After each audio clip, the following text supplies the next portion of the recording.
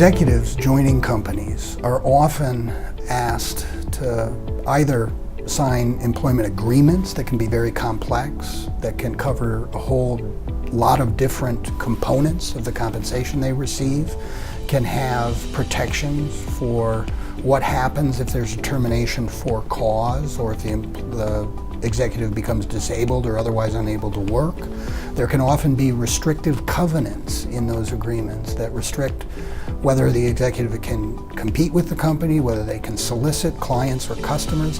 Every one of those areas we can help advise you through. And not only can we advise the executive through the issues that are involved in every one of those areas, we know what's state of the art because we've been doing this work for so long. We know when an offer is reasonable, when a restriction is or isn't reasonable, when the items or the different components of a compensation package do provide the kind of value the executive should receive in the role that he or she is being asked to serve. Now on severances, that's a whole other issue. There can be severances that are required under an executive's contract, which sometimes can be robust, but sometimes can be fairly minimal.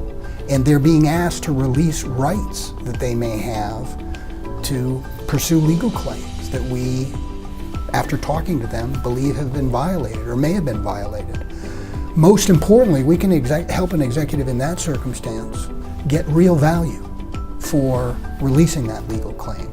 And we can help them review and understand every aspect of their severance agreement, what kind of obligations it imposes on them. Sometimes these severance agreements try to impose non-compete or non-solicit provisions when those didn't exist in the underlying employment relationship.